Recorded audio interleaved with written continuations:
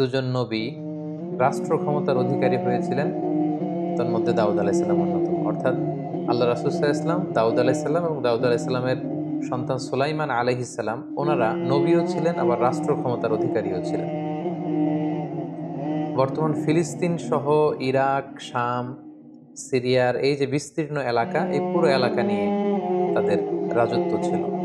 এবং দাউদ আলাইহিসসালামের নেতৃত্বে এই পৃথিবীতে সর্বপ্রথম আল্লাহ তাআলার একটি অনুগত রাষ্ট্র প্রতিষ্ঠিত হয়, যেটা সীমানা ছিল আকাবা উপসাগর থেকে শুরু করে ফোরাত নদীর একেবারে পশ্চিম তীর পর্যন্ত। আল্লাহ তাআলা সাইয়েদনা দাউদ আলাইহিসসালামকে জ্ঞান, প্রজ্ঞা, বুদ্ধিমত্তা, আল্লাহ ভীতি, এরকম অনেক ব্লেসিংস দিয়ে তিনি সাইয়েদনা দাউদ আলাইহিসসালামকে ধন্য করেছিলেন। দাউদ আলাইহিসসালামকে বনি ইসরাইলের লোকেরা তাদের কিং বানিয়েছিল। তিনি নবীও ছিলেন, আবার এট দ্য সেম টাইম তিনি রাজাও ছিলেন। তো কিং তিনি কিভাবে হলেন? এই ঘটনাটা ঘটেছিল তালুত বাদশার নেতৃত্বে। দাউদ আলাইহিসসালাম যখন জালুতকে হত্যা করলো, তখন তালুত বাদশার পরবর্তীতে সাইয়েদনা দাউদ আলাইহিসসালাম বনি ইসরাইলের কিং বা রাজা হয়ে গেলেন। এই ঘটনাটি কিভাবে ঘটলো সেটা বুঝতে হলে আমাদেরকে জানতে হবে যে তালুত কে, তালুত কিভাবে বাদশাহ হলো। এরপর আমাদেরকে জানতে হবে যে জালুত কে, জালুতের মৃত্যু কিভাবে হলো, এবং সাইয়েদনা দাউদ আলাইহিসসালামের উত্থানটা কিভাবে হলো। এটা যদি আমাদেরকে বলতে হয়, তাহলে একটু পেছনে আমাদেরকে ফিরে যেতে হবে। আমরা জানি যে সাইয়েদনা মূসা আলাইহিসসালাম তিনি যখন বানি ইসরাইলকে নিয়ে লোহিত সাগর পার হয়ে তিহ প্রান্তরে, অর্থাৎ মিশর আর ফিলিস্তিনের মাঝখানে তিহ প্রান্তর, সেখানে অবস্থান করলেন। 40 বছর তারা সেখানে থাকলো। মূসা আলাইহিসসালামের ইন্তেকালের পরে মূসা আলাইহিসসালামের ভাগিনা ইউশা ইবনে নুন তিনি বনি ইসরাইলের সবাইকে নিয়ে জেহাদ করলেন, এবং ফিলিস্তিনে তখন আমালেকারা থাকতো। আমালেকা একটা জাতিগোষ্ঠী, তাদেরকে হটিয়ে তারা ফিলিস্তিন দখল করলেন এবং সেখানেই থাকতে লাগলেন। এবং সেখানেই তারা দীর্ঘদিন থাকার পরে পুনরায় যখন তারা বিলাসিতায় গা ভাসিয়ে দিল, আল্লাহর পাঠানো বিধানকে তারা অমান্য করতে শুরু করলো, নাফরমানি শুরু করে দিল, আল্লাহ তাআলা আবার আমালিকাদেরকে তাদের উপর চাপিয়ে দিলেন। আমালিকেরা বিজয় লাভ করলো, বনি ইসরাইল ছিন্ন বিচ্ছিন্ন হয়ে বিভিন্ন দিকে চলে গেল। এভাবে বনি ইসরাইলের লোকেরা আবার পৃথিবীতে একটা নিগৃহীত হয়ে বহুদিন তারা কাটাতে লাগবে। এরপর শামুইল আলাইহিসসালাম নামে একজন নবীকে আল্লাহ তাআলা বনি ইসরাইলের কাছে পাঠান। ওনার সময়কালে বনি ইসরাইলের মধ্যে আবার সংগঠিত হওয়ার একটা প্রবণতা তৈরি হয়। তাদের মধ্যে কিছু আল্লাহওয়ালা লোক শামুইল আলাইহিসসালামের কাছে আসলেন। তখন শামুইল আলাইহিসসালাম অত্যন্ত বৃদ্ধ, এবং যে বললেন, হে আল্লাহর নবী, আমরা বনি ইসরাইল আমরা আর কতদিন এই পৃথিবীতে নিগৃহীত থাকবো? আপনি আল্লাহ তাআলার কাছে বলেন যে তিনি আমাদেরকে যেন আমাদের জন্য একজন রাজা পাঠান, মালিক। কারণ তখন আমালেকা গোত্রের রাজার নাম ছিল জালুত, তারা ছিল মুশরিক, আর বনি ইসরাইলটা ছিল মুমিন। তো তারা বলল, হে আল্লাহর নবী, আপনি একজন রাজা আল্লাহ তাআলাকে বলেন তিনি যেন আমাদের জন্য পাঠান, ওই রাজার নেতৃত্বে, মালিকের নেতৃত্বে আমরা জেহাদ করব। তখন শামুইল আলাইহিসসালাম বললেন, কোরআনে কিন্তু এগুলো বিস্তারিত আল্লাহ তাআলা সূরা বাকারায় 246 নম্বর আয়াত থেকে শুরু করে ধারাবাহিকভাবে 1.5 পৃষ্ঠায় তিনি বর্ণনা করেছেন। আমি শুধু সার সংক্ষেপ আপনাদেরকে শোনাচ্ছি। শামুইল আলাইহিসসালাম বললেন, তোমরা জেহাদের জন্য এত পাগল হয়েছো, আল্লাহ যদি রাজা পাঠায় তখন তো মনে হয় তোমরা জেহাদ করবে না। তারা বলেন কি, আমাদের বাড়িঘর ছিল ফিলিস্তিনে, সেখান থেকে আমরা বিতাড়িত, আমাদের জন্য রাজা পাঠানো হলে জেহাদ করব না? মানে অবশ্যই করব। তখন আল্লাহ তাআলা বনি ইসরাইলের মধ্য থেকে একজন যুবককে রাজা হিসেবে নির্ধারণ করলেন, তার নাম ছিল তালুত। তাহলে এই প্রথম আমরা জানতে পারলাম তালুতকে। তালুত হচ্ছে বনি ইসরাইলদের মধ্য থেকে একজন যুবক, আল্লাহ তাআলা তাকে রাজা করে পাঠালেন।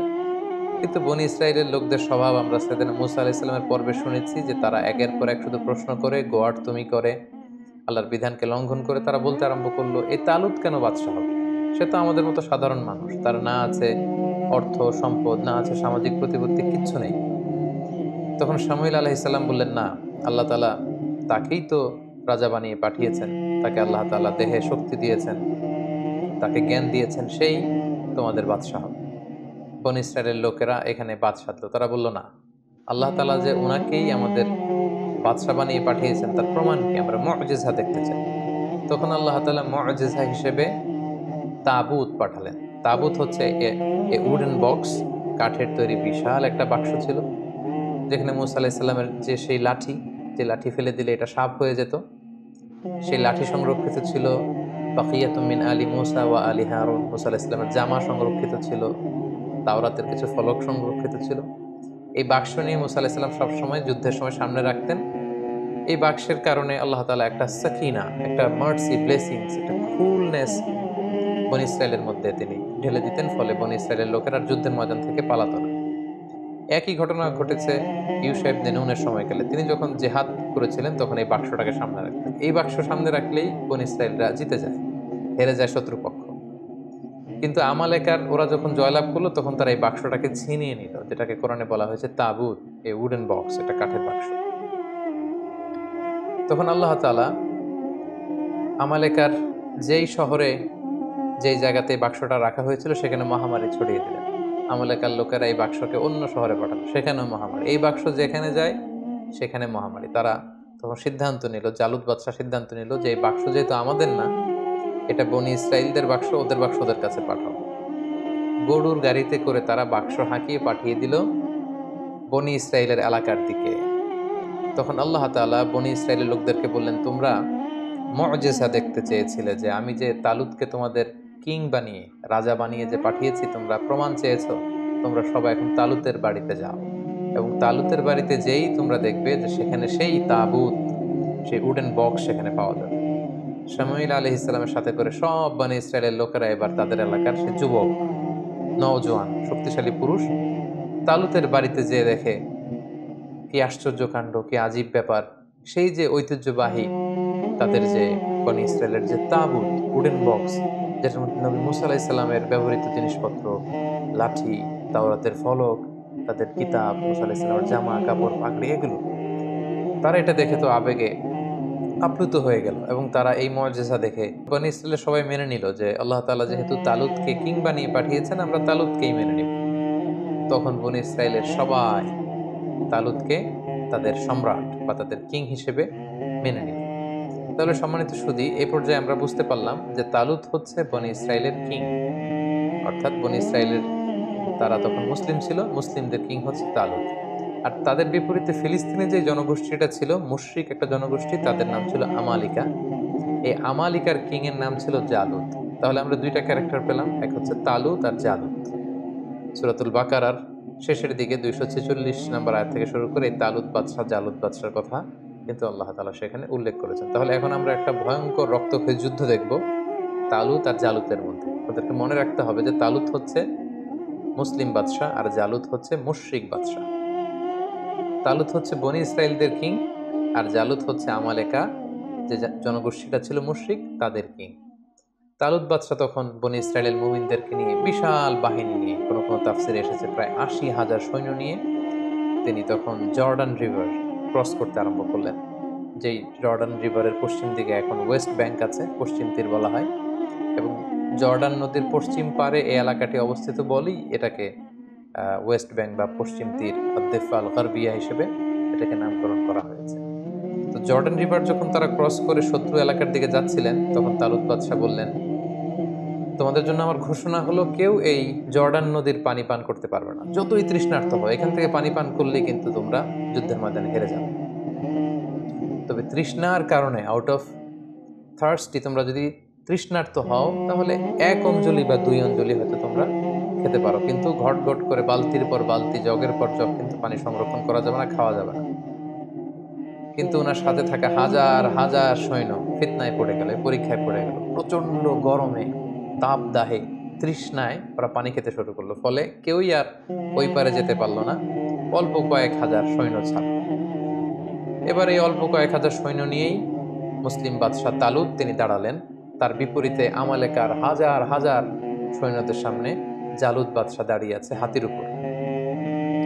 এবার মুশরিকদের এই বিশাল ব্যাটালিয়ন দেখে মুসলিম বাদশাহ তালুতের যে কয়েক হাজার সৈনিক যারা জর্ডান নদী ক্রস করে আসতে পেরেছে, তারা বলতে আরম্ভ করলো, এত বিশাল বাহিনীর সামনে আমরা কি করে যুদ্ধ করব? তখন তালুত বললেন যে সংখ্যা দিয়ে মুমিনদের সফলতা নির্ধারিত হয় না, বরং কামিং ফিআতিন কলিলাতিন গলাবাত ফিআতান কাসীরাতান বিইذনিল্লাহ। এই পৃথিবীতে কত অল্প সংখ্যক লোক আছে যারা বিশাল সংখ্যক লোককে হারিয়ে বিজয়ের পতাকা তারা হাতে ধরেছে। তোমাদের যদি হিম্মত থাকে, যদি মনোবল থাকে, তোমরা অবশ্যই জয়লাভ করবে। সেখানেও অনেক লোক যুদ্ধে অংশগ্রহণ করতে পারলো না।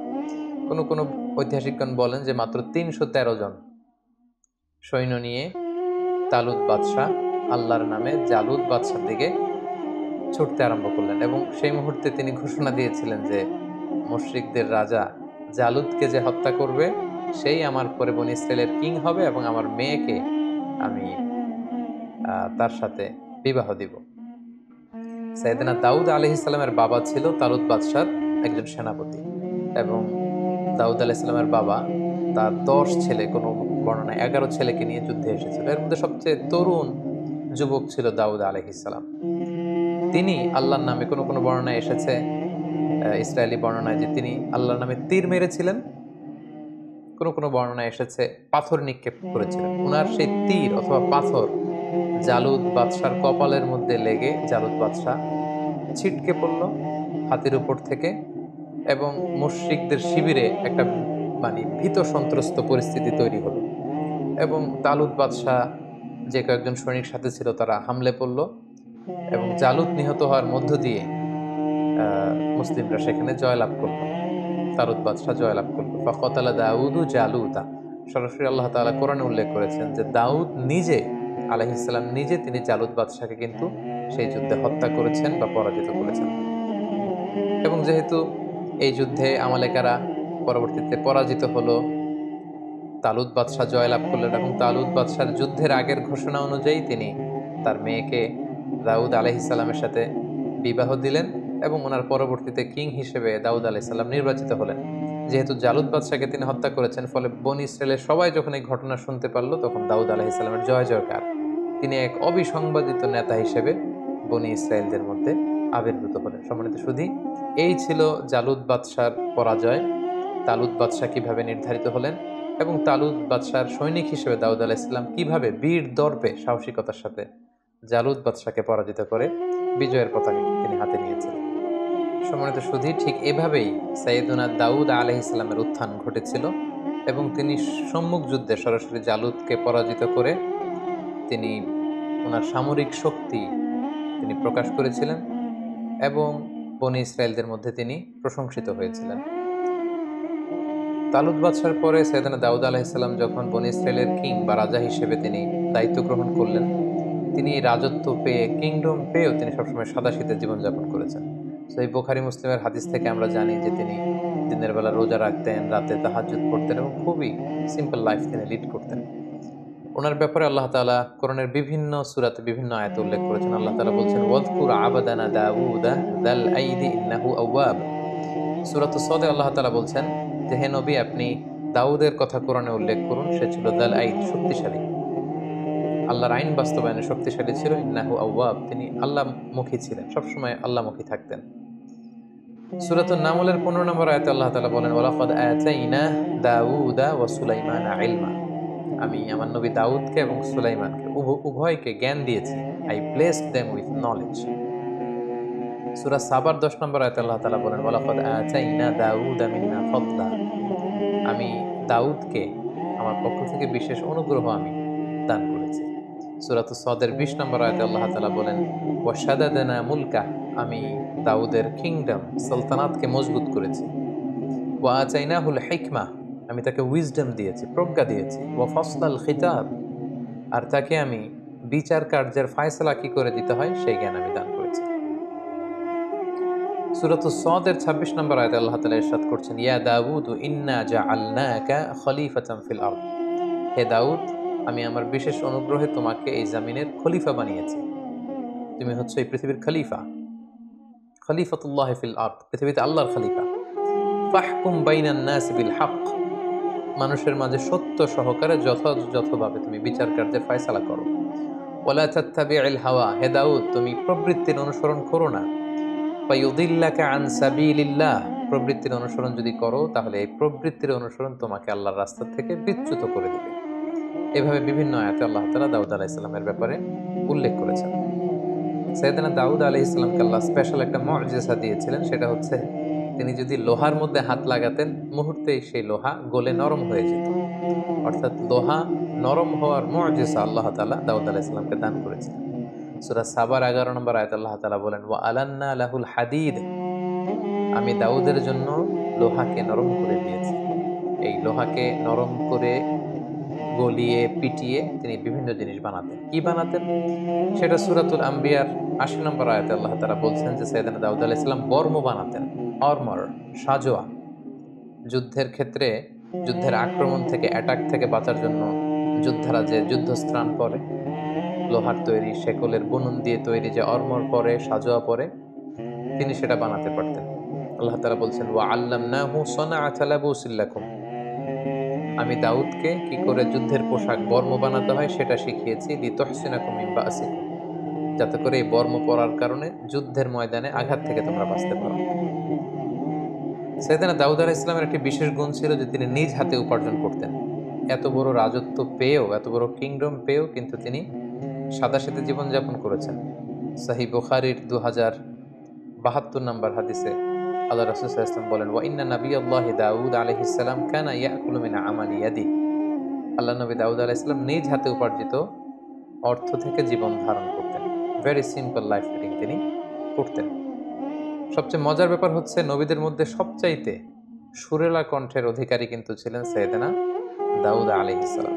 উনি যখন ওনার উপর কিন্তু নাজিল হয়েছিল 4টা যে মেজর মৌলিক আসমানি কিতাব, জাবুর কিতাবটি আল্লাহ তাআলা দাউদ আলাইহিস সালামের প্রতি নাজিল করেছেন, এবং তিনি যখন আকাবা উপসাগরের তীরে বসে জাবুর কিতাব তেলাওয়াত করতেন, আকাশের পাখিগুলো ড্রপ করে নিচে নেমে যেত, তার চারদিকে প্যারেড করতে থাকতো, ঘেরাও দিয়ে থাকতো। সাগরের মাছগুলো সাগর ছেড়ে দিয়ে কিনারায় চলে আসতো। ওনার তাসবির সাথে সাথে পাহাড়গুলো, পাখিগুলো সবকিছু তাসবিহ পড়তে থাকতো। সুবহানাল্লাহ। আল্লাহ তাআলা সূরা নিসার 163 নম্বর আয়াতে বলছেন ওয়া আতাইনা দাউদা জাবুরা।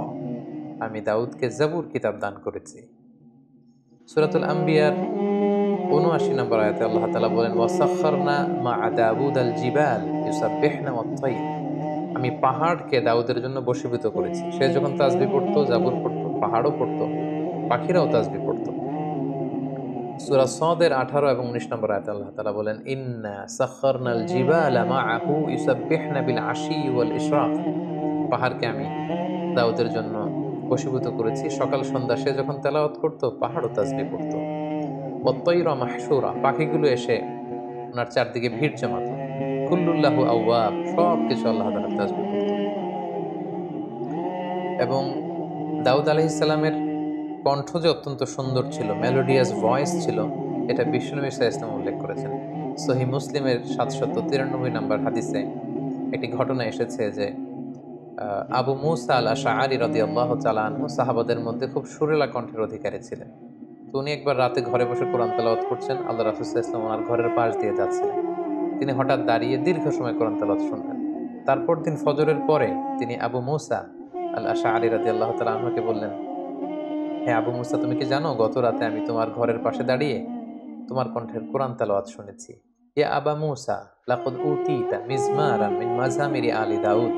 দাউদ আলাইহিস সালামের বংশে বা দাউদ আলাইহিস সালামের কণ্ঠে আল্লাহ যে সুরের ঝংকার দিয়েছেন, এই উম্মতের মধ্যে তোমার কণ্ঠে আল্লাহ তাআলা সেই সুরের ঝংকার ঢেলে দিয়েছেন। সুবহানাল্লাহ। সেই মুসলিমের হাদিস থেকে বোঝা যায় যে দাউদ আলাইহিস সালামের কণ্ঠ যে অসাধারণ ছিল, এটা রাসূল সাল্লাল্লাহু আলাইহি ওয়াসাল্লাম স্বীকৃতি দিয়েছেন। আল্লাহর নবী সাইয়েদনা দাউদ আলাইহিস সালাম তিনি আকাবা উপসাগরের তীরে বসে ওনার উপর নাজিল হওয়া জাবুর কিতাব তিনি শনিবারে তেলাওয়াত করতেন। এবং আমরা জানি শনিবারটি হচ্ছে ইহুদিদের কাছে অত্যন্ত পবিত্র দিন। এজন্য সাইয়েদনা দাউদ আলাইহিস সালাম যখন শনিবারে জাবুর কিতাব তেলাওয়াত করতেন আকাবা উপসাগরের তীরে বসে, সাগরের মাছগুলো তখন এই তেলাওয়াত শুনবার জন্য তীরে চলে আসতো, সাগর ছেড়ে দিয়ে ডাঙ্গার কাছাকাছি চলে আসতো। এজন্য আল্লাহ তাআলা সে এলাকাতে ঘোষণা দিলেন যে শনিবারে মাছ ধরা নিষেধ, শনিবারে কেউ মাছ ধরতে পারবে না। সপ্তাহের বাকি 6টি দিন তোমরা মাছ শিকার করতে পারবে, কিন্তু শনিবারে কেউ মাছ শিকার করতে পারবে না। দাউদ আলাইহিস সালামের কওমের লোকেরা তারা কৌশল করলো, তারা শনিবারে কেউই মাছ ধরতো না, বরং মাছগুলো যখন আসতো তারা সাগরের মধ্যে বেড়ি দিয়ে রাখতো, বাঁধ দিয়ে রাখতো, যাতে করে মাছগুলো আবার ফিরে যেতে না পারে। তারা রবিবারে যে সে মাছগুলো ধরতো। সবাই বলতে আরম্ভ করলো, কেন এই মাছগুলো ধরছো? তারা তখন উত্তরে বলতো, কৌশল করে বলতো যে আল্লাহ তাআলা তো শনিবারে মাছ ধরা নিষেধ করেছেন, আমরা তো শনিবারে ধরছি না, আমরা মাছ ধরছি রবিবারে। তাদের এই কৌশলের কারণে আল্লাহ তাআলা তাদের প্রতি রাগান্বিত হয়ে ঘোষণা দিলেন, কুনু কিরাদাতান খাসিইন, তোমরা আমার এই বিধান, আমার এই নির্দেশনা, আমার এই আদেশকে লঙ্ঘন করার কারণে অভিশপ্ত বানর হয়ে যাও। ফলে তারা বানর হয়ে গেল। তার মানে দাউদ আলাইহিসসালামের কওমের মধ্যে থেকে যারা আল্লাহ তাআলার এই বিধানটি অমান্য করেছিল তাদেরকে কিন্তু আল্লাহ তাআলা অভিশপ্ত বানরে রূপান্তরিত করেছিলেন। আল্লাহর নবী দাউদ আলাইহিসসালাম তিনি একদিন অন্তর অন্তর সিয়াম পালন করতেন, যেটি সুনানে নাসাইর 2388 নম্বর হাদিসে উল্লেখ রয়েছে। আল্লাহ রাসূল সাল্লাল্লাহু আলাইহি ওয়াসাল্লাম বলেছেন যে আফদলুস সিয়াম সিয়ামু দাউদ, রোজার মধ্যে পৃথিবীতে শ্রেষ্ঠ রোজা হচ্ছে দাউদ নবীর রোজা। কারণ কানা ইয়াসুম ইয়াওমান ওয়া ইউফতিরু ইয়াওমান, তিনি একদিন রোজা রাখতেন, তারপর দিন রাখতেন না, এরপরের দিন আবার রাখতেন, তারপরের দিন আবার রাখতেন না। সুবহানাল্লাহ, তিনি এভাবে সারা জীবন একদিন অন্তর অন্তর রোজা রেখেছেন। সাইয়েদনা দাউদ আলাইহিস সালামের ব্যাপারে হাদিসে একটি চমৎকার ঘটনা উল্লেখ রয়েছে। সেখানে আমরা জানতে পারি যে সাইয়েদনা আদম আলাইহিস সালাম, আমাদের আদি পিতা, দাউদ আলাইহিস সালামের প্রতি খুশি হয়ে উনি ওনার নিজের জীবনের 40 বছর দাউদ আলাইহিস সালামকে দান করেছিলেন। ঘটনাটি কেমন ছিল? আল্লাহ তাআলা যখন আদম আলাইহিস সালামকে তৈরি করলেন, আদম আলাইহিস সালামের পিঠে আল্লাহ তাআলা মাসেহ করলেন, সেখান থেকে হাজার হাজার লক্ষ লক্ষ মানুষ ছড়িয়ে পড়ল। তখন আদম আলাইহিস সালাম জিজ্ঞেস করলেন, আল্লাহ এরা কারা? আল্লাহ তাআলা বললেন, এরাই হবে তোমার বংশধর পৃথিবীতে। তাদের মধ্য থেকে একজনের চেহারা খুব জ্বলজ্বল করছিল। সাইয়েদনা আদম আলাইহিস সালাম বললেন, আল্লাহ একে? আল্লাহ তাআলা বললেন, ইনি হচ্ছে তোমার সন্তান দাউদ। তো আদম আলাইহিস সালাম বললেন, কামা আমরুহ, এই দাউদের বয়স কত? আল্লাহ তাআলা বললেন, সিত্তুনা সানা, এত সুন্দর সন্তান, তার মাত্র 60 বছর বয়স, তাকে আমার বয়স থেকে আপনি আরো 40 বছর দিয়ে দিন। আল্লাহ তাআলা বললেন, ঠিক আছে আদম, তোমার বয়স থেকে আমি 40 বছর দাউদকে দিয়ে দিলাম। সাইয়েদনা দাউদ আলাইহিস সালামের মোট বয়স ছিল 60, আদম আলাইহিস সালাম দিলেন 40, তিনি পৃথিবীতে 100 বছর বেঁচে ছিলেন। তো সাইয়েদনা আদম আলাইহিস সালাম যেহেতু 40 বছর তিনি দান করে দিয়েছেন, ওনার যে মৃত্যু নির্ধারিত সময় তার ঠিক 40 বছর আগে মালাকুল মাউত, মৃত্যুর ফেরেশতা, যাকে আমরা আজরাইল আলাইহিস সালাম বলি, উনি চলে এসেছেন। এসে বললেন যে, হে আদম আলাইহিস সালাম, আপনার মৃত্যুর সময় হয়েছে, আমি আপনার রূহ কবজ করতে এসেছি। আদম আলাইহিস সালাম বললেন, না তো, আল্লাহ তাআলা তো আমাকে বলেছেন যে আমি 1000 বছর বেঁচে থাকব, এখনো তো আমার 40 বছর বাকি। মালাকুল মাউত বললেন যে, না, ঠিকই আপনার 1000 বছর ছিল, কিন্তু আপনি সে রূহের জগতে আপনার সন্তান দাউদকে দেখে এতটাই খুশি হয়েছিলেন, তখন আপনার নিজের হায়াত থেকে, জীবন থেকে আপনি 40 বছর দান করে ফেলেছিলেন। আদম আলাইহিস সালাম বললেন, না তো, আমি তো কাউকে দান করিনি। আসলে আদম আলাইহিস সালাম তখন এটা ভুলে গিয়েছেন, তিনি অস্বীকার করলেন, বললেন, না, আমি কাউকে আমার হায়াত থেকে, আমার জীবন থেকে কিছুই দান করিনি। হাদিসে এসেছে যে ফাজাহাদা আদম ফাজাহাদাত যুররিয়াতু, আদম আলাইহিস সালাম তখন অস্বীকার করলেন, ফলে আমরাও অনেক কিছু ভুলে যাই আর অস্বীকার করি। ফানাসিয়াত যুররিয়াতুহু, আদম আলাইহিস সালাম ভুলে গিয়েছেন, আমরাও ভুলে যাই। তিনি অস্বীকার করেছেন, আমরাও মাঝে মাঝে অস্বীকার করি।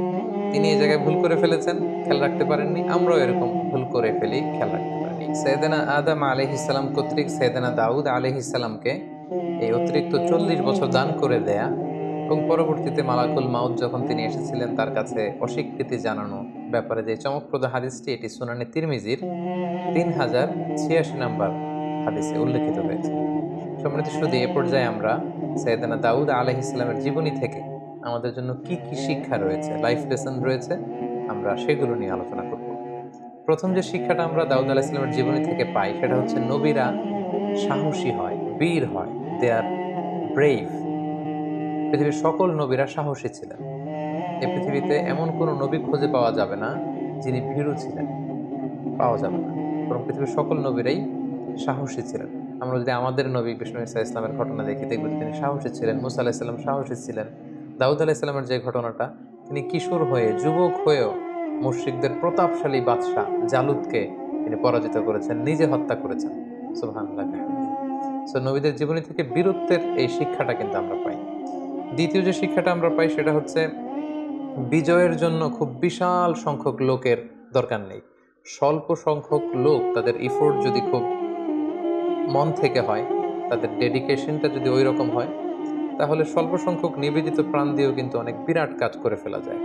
যার জ্বলন্ত প্রমাণ হচ্ছে তালুত বাদশার নেতৃত্বে মাত্র 313 জন নিয়ে যে তারা বিশাল এই মুশরিক জালুত বাদশাকে পরাজিত করেছে। কোনো কোনো তাফসিরে এসেছে 80,000 সৈন্য নিয়ে তিনি বনী ইসরায়েল থেকে বের হলেন।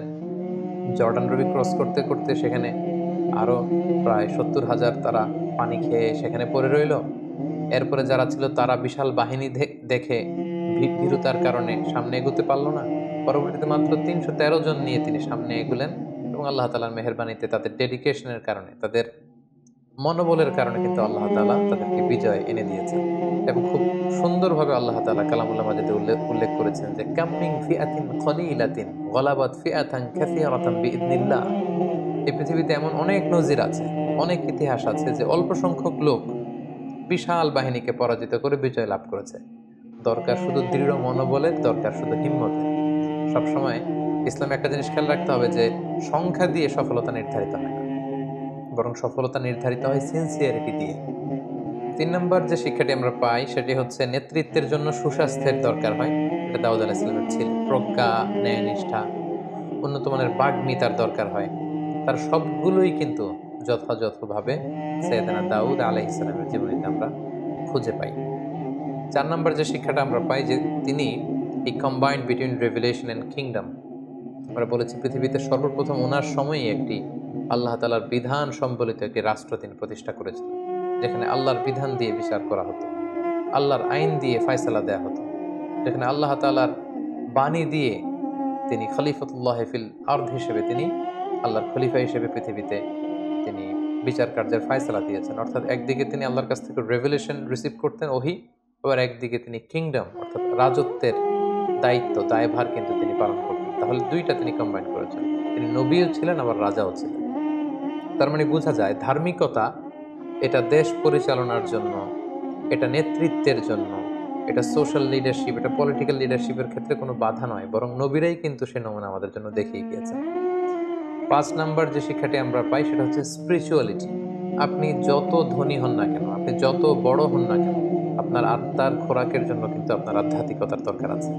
সাইয়েদনা দাউদ আলাইহিস সালাম তিনি রাজপ্রাসাদে থাকতেন, কিন্তু রাতের বেলা তাহাজ্জুদ পড়তে ভুলে যেতেন না। তিনি রাজত্ব পরিচালনা করতেন, তিনি একদিন অন্তর অন্তর রোজা রাখতে ভুলে যেতেন না। তো এই স্পিরিচুয়ালিটির শিক্ষা কিন্তু আমরা সাইয়েদনা দাউদ আলাইহিস সালামের কাছে পাই। অর্থাৎ আমরা যত ধনী হই না কেন, যত বড় পজিশন হোল্ড করি না কেন, আমাদের আধ্যাত্মিক উন্নয়ন কিন্তু আমাদেরকে সুখের সন্ধান দেবে, প্রশান্তির সন্ধান দেবে। 6 নাম্বার যেই ব্যাপারটি আমরা শিখতে পারি সেটা হচ্ছে মেলোডিয়াস ভয়েস। এটা আল্লাহ তাআলার পক্ষ থেকে একটি বড় ব্লেসিং। চমৎকার সুরেলা গলা, সুন্দর কণ্ঠ, এটা কিন্তু আল্লাহ তাআলা সবাইকে দেন না। এ ব্যাপারে সাইয়েদনা দাউদ আলাইহিস সালাম ছিলেন নবীদের মধ্যে স্পেশাল, ইউনিক। ওনার কণ্ঠের মতো কারো কণ্ঠ ছিল না। উনি তেলাওয়াত করলে পাখি চলে আসতো, মাছ চলে আসতো, পশুরা চলে আসতো, পাহাড় তাসবিহ পড়তে থাকতো। সো যাদেরকে আল্লাহ তাআলা এই চমৎকার কণ্ঠ দিয়ে ধন্য করেছেন, তারা যেন এই কণ্ঠটাকে ইসলামের পক্ষে কাজে লাগায়। আমরা যেন আমাদের কণ্ঠটাকে, সুরেলা কণ্ঠকে ইসলামের পক্ষে কোরআন তেলাওয়াত করে, সুন্দর নাশিদ পরিবেশন করে, ইসলামের পক্ষে, মানবতার কল্যাণে যেন আমরা আমাদের এই মেলোডিয়াস ভয়েসকে কাজে লাগাতে পারি। সবশেষে 7 নম্বর যে শিক্ষাটি আমরা পাই সেটা হচ্ছে নিজ হাতে উপার্জিত অর্থের চেয়ে শ্রেষ্ঠ অর্থ আর হয় না। যেটা সহিহ বুখারীতে আল্লাহ রাসূল সাল্লাল্লাহু আলাইহি ওয়াসাল্লাম বলেছেন, এবং তিনি বলেছেন আল্লাহর নবী দাউদ আলাইহিস সালাম নিজ হাতে উপার্জিত অর্থ তিনি ভক্ষণ করতেন। তিনি নবী হয়েও, তিনি রাজা হয়েও, তিনি এত বিশাল সাম্রাজ্যের প্রতাপশালী একজন অধিপতি হয়েও তিনি নিজ হাতে উপার্জিত অর্থ থেকে জীবন ধারণ করতেন। এটা থেকে প্রমাণিত হয় যে নবীরা হার্ড ওয়ার্কিং ছিলেন। কারণ আল্লাহ রাসূল সাল্লাল্লাহু আলাইহি সাল্লাম ইরশাদ করেছেন, মা বাআসাল্লাহু নাবিয়্যান ইল্লা রাআল গানাম। এই পৃথিবীতে আল্লাহ এমন কোনো নবী পাঠাননি যারা ছাগল চড়ায়নি। সো সব নবীরা ওনারা পরিশ্রমী ছিলেন, হার্ড ওয়ার্কিং ছিলেন। পরিশ্রম করলে যে লোনা পানি দেহ থেকে বের হয়, সেই লোনা পানিতে জন্ম নেয় সফলতার বীজ। এটাই হচ্ছে নবীদের পয়গাম, এটাই হচ্ছে নবীদের স্লোগান। তাই পরিশ্রমে লজ্জা নেই, কাজে লজ্জা নেই, লজ্জা হচ্ছে অলসতায়। এই বিষয়গুলো কিন্তু আমরা সাইয়েদনা দাউদ আলাইহিস সালামের জীবনী থেকে শিখতে পারি। আল্লাহ তাআলা আমাদের সবাইকে কথাগুলো বোঝার ও সে অনুযায়ী আমল করবার তৌফিক দান করুন। হাযা মা ইনদি ওয়াল ইলমু ইনদাল্লাহ আলাইহি তাওয়াক্কালতু ওয়া ইলাইহি উনীব। ওয়াসসালামু আলাইকুম ওয়া রাহমাতুল্লাহি ওয়া বারাকাতুহু।